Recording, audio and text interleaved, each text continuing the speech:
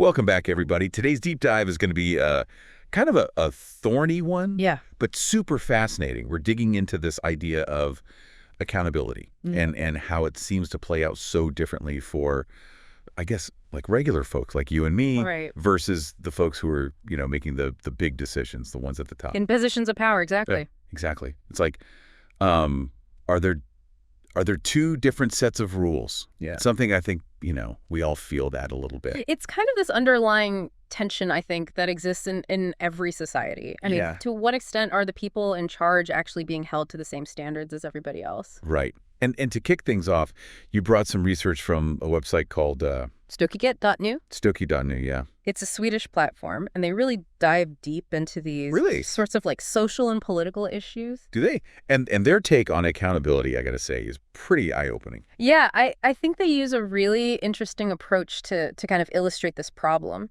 by contrasting what could happen to an average person Right. versus what might happen to a decision maker in a similar situation. Right.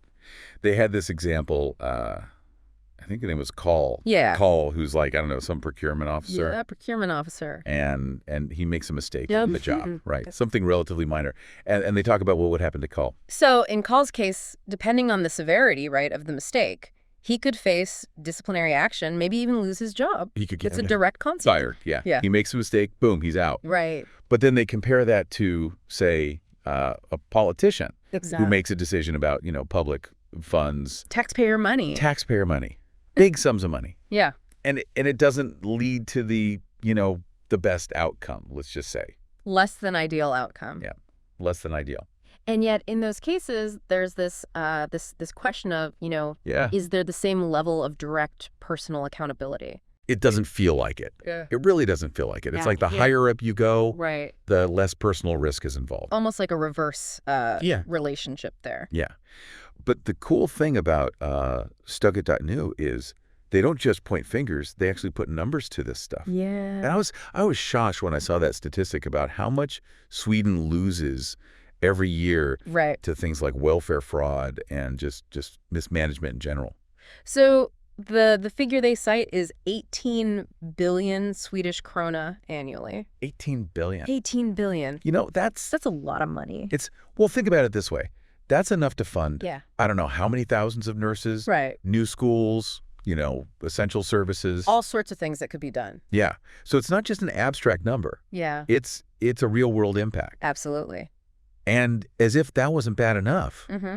they point out another 100 billion krona Yeah. that's wasted every year. Essentially just because of inefficiencies in public procurement, which That's the is just a fancy way of saying, Yeah. not getting the best value for the money they're spending. Right. Yeah. Right. It's like, okay, so we're starting to see a pattern here. Mistakes happen Right. at all levels, Right. but the consequences are, it seems, wildly different. Yeah. And one thing that I found really interesting was how Stokik.nu connected all of this to a lack of trust in institutions. Yeah. It's a really important point because when people see this disparity in accountability, it erodes their faith in the system itself, Yeah. Why should I follow the rules if the people in charge aren't being held to the same It standard? makes you cynical. Like, why even bother? Right. Exactly. And they didn't just focus on the financial stuff either. Yeah. They also went into this issue of lack of accountability within public services, Right. particularly in child welfare. I guess, when things go wrong there, Mm. it seems like those investigations are often kept internal. Right. They never really reach the level of legal scrutiny Right. that a regular person might face. Yeah. It creates this perception of a protective bubble around certain sectors Yeah. that prevents, real accountability from happening. Like a different justice system. In a sense. Yeah. Yeah. And it's not even, fairness is one thing, but Stokit.nu also pointed out how, this lack of accountability can actually send a dangerous message to society. Mm-hmm. And they use this term, moral signal value. Yeah, that's a good point. What is that? So moral signal value refers to the unspoken message that's sent by the actions of those in positions of authority, So it's like if leaders aren't held accountable for their mistakes, it signals that maybe those rules don't really matter. So it's not just about like one bad decision or one person messing up. Right. It's about the culture Yeah. that's created. The overall culture. Yeah. It's like, if they can get away with it, Right. why shouldn't I? It kind Isn't that human nature to some extent? it normalizes it to a certain extent. And Stoic.nu actually cites some research Oh. showing that this lack of accountability among decision makers can actually lead to decreased trust in the legal system overall. Oh, yeah, I can totally see that. Yeah. It's like, if those in power aren't playing by the rules, why should I trust the rules? Right, exactly. And then that brings us to, another layer of this whole issue, which is how this stuff gets portrayed in the media. Right. Stoic.nu has this really interesting observation about how the media tends to cover stories, Yeah. of average citizens breaking the rules versus, say, politicians or people in power doing the same thing. Yeah, there's definitely a difference there. Have you noticed that? Absolutely. It's really subtle, but it's kind of significant, right? Yeah, because you often see when a regular person commits even a minor offense, it's presented as, a clear case of wrongdoing. Straight to jail, right. There's a focus on the individual's responsibility, and rightly so. Right, but then when it's somebody in a position of power, suddenly it's all about complex circumstances.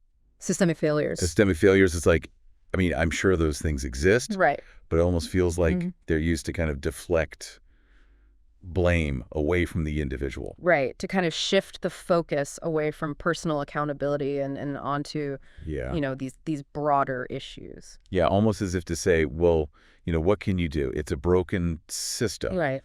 They were forced into this. Yeah. It's really fascinating how that plays out. It's a fascinating dynamic, and I think what Stoic.nu suggests is that this media framing can actually contribute to the perception of a double standard when it comes to accountability. Yeah. Like, regular folks get punished, those in power Get a pass. get a pass. Yeah, it does feel that way sometimes. It does. It really does. Yeah. It's almost like we're being conditioned to accept this as normal. Yeah. But how do we even begin to untangle this mess? Stoic.nu does paint a pretty bleak picture. Yeah. They do offer some solutions, though. Yeah, they do. They do. And some of them are quite hopeful, actually. But I think before we dive into the solutions, it's important to really understand why this accountability gap exists in the first place. Okay. It's not just about, bad apples or individual failings. So it's bigger than just a few people making bad choices. Absolutely. Okay. There are often systemic factors at play. Okay. And Stoic.nu points to, this web of complex regulations and political networks. That often shield those in power. So it's like this intricate web of regulations and relationships that can make it really difficult to pinpoint responsibility. Yeah, exactly. It's like trying to, trace a single thread through a giant tapestry. Okay. Yeah. But even with those challenges, don't we have watchdog organizations in place to keep things in check? Like, I'm thinking of, national audit offices and things like that. We do, but as Stoic.nu highlights, those organizations often face an uphill battle. Yeah. They could be under-resourced. Right. They might lack the manpower and funding to conduct truly comprehensive investigations. So even the watchdogs are kind of toothless. In many cases, yeah. Yeah. And then you also have this tendency to blame the system. I've heard that one a lot. Whenever things go wrong. It's a systemic issue. Right. But doesn't that, I don't know, let individuals off the hook a bit too easily? That's the question that Stoic.nu raises. While it's true that, systems can be flawed, and they often are, right. They argue that attributing blame solely to the system can obscure individual responsibility. Right. It creates this kind of diffusion of accountability where no one is truly held to account. Okay, so we've got protective structures, right, underpowered watchdogs, and a culture of blaming the system. Yeah, it's that's pretty disheartening. Yeah, it's a tough situation. What can we actually do about it? Stoic.nu, they got to have some ideas, right? They do, and a recurring theme in their proposed solutions is this power of transparency. Okay. They advocate for much clearer, more detailed reporting on the use of public funds. So, just knowing where the money's going. Right. If we know exactly where the money's going, how decisions are being made, it becomes a lot harder to hide misconduct or negligence. Okay, so it's like sunlight is the best disinfectant. Exactly. I like that. Yeah. But transparency alone, I mean, it's not a magic bullet, right? There needs to be some teeth behind it, right? Exactly. Yeah. Like, what about actual consequences for those who misuse funds Yeah. or make reckless decisions? So Stokit.new suggests exploring mechanisms like, financial penalties for negligence. Okay, so hit them. The idea is that if decision makers know that their choices have real personal consequences, they'll be more inclined to act with greater care and consideration for the public good. It's about aligning incentives, I guess. Exactly, making sure that the risks and rewards are balanced. Okay, but who would even enforce those penalties? I mean, we're just talking about how those watchdog organizations are kind of... Right, and that's why Stokit.new argues for strengthening those very institutions. Give them more power. Give them more power. Yeah. Give them the resources they need to conduct thorough investigations and impose meaningful sanctions. Okay, so empower the watchdogs. Exactly. Make the rules clear and create consequences for breaking them. Yep. Got it. Anything else? So Stokit.new also makes this very compelling case for mandatory ethical training programs. Oh, ethical training. Interesting.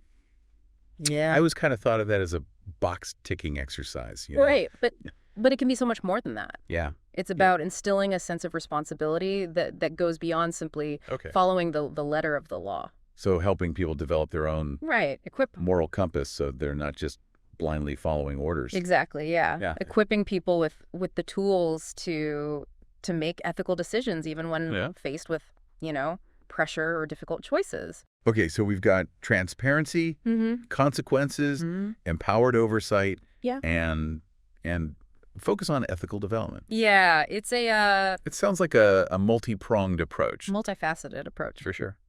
Are there any signs that these ideas are, I don't know, gaining traction in the real world? Is anybody actually putting this stuff into practice? Yeah, so Stokit.new does highlight some encouraging developments.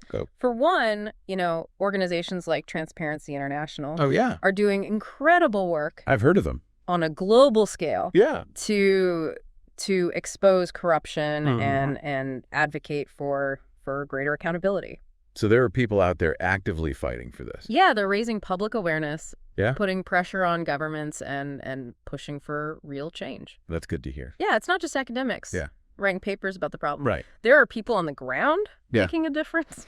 And on a more political level, Stokit.new notes that there's this growing recognition among some politicians, not all, but some, that transparency and accountability are essential for... They're starting to get it. For maintaining public trust. Yeah. So there's hope. Yeah. A little sliver of light at the end of the tunnel. I think so, yeah. Okay. It's an ongoing struggle, for sure. Yeah. But the fact that these conversations are happening, that people are demanding better, and that solutions are being explored, I think that's a positive sign. Yeah, it feels like we're at a turning point, Like people are waking up to this idea that this whole accountability gap isn't just some abstract problem. It actually has, real-world consequences. Real-world consequences for all of us. Absolutely, yeah. And I think that's what's really powerful about Stokit.new's approach here is they don't just present the problem, right? They actually offer some concrete steps, some ways to address it. It's not just complaining. Exactly. It's about finding solutions.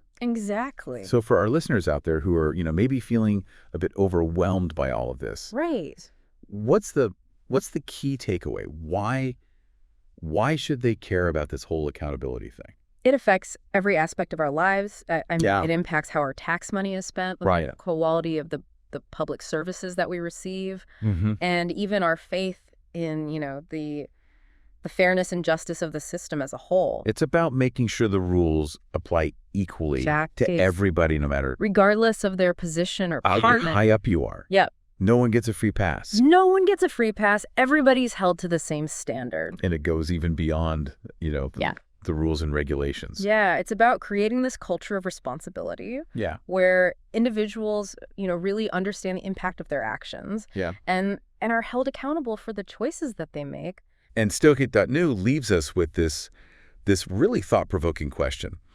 If decision makers faced the same consequences as, Right. everyday citizens, how would our society change? It's a big question. It's a huge question. It challenges us to imagine a world where accountability isn't just a word, Yeah. but a lived reality. Yeah. Where those in power are truly answerable to the people that they serve. It's a powerful image. Yeah. Makes you wonder, what would it take to actually get there? Well, I think it starts with awareness, right? Okay. Understanding the problem is the first step. Right. And then it's about, demanding better from our leaders, supporting organizations like Transparency International that are fighting for change, and even reflecting on, our own roles and how we can promote accountability in our own We're in our own little corner of the world. spheres of influence. So it's not just about waiting for somebody else to fix it. Right. It's about, all of us taking ownership. Exactly. Doing our part. It's about recognizing that accountability is a shared responsibility. Yeah. And that we all have a role to play in creating a fairer, more just society. It's a good reminder that, change starts with us. It does. So to our listeners out there, we encourage you to delve deeper into these issues. Check out Stukik.new. Yeah, it's a great resource. And most importantly, don't be afraid to ask questions. Yeah. Challenge the status quo. Absolutely. And better. Yeah, because when we all hold each other accountable, Yeah. we create a world where everyone can thrive. Beautifully said. Thank you. Well, thanks for joining us on this deep dive, everybody. Yeah, thanks for having me. Until next time, keep those minds curious and keep those conversations flowing. Absolutely.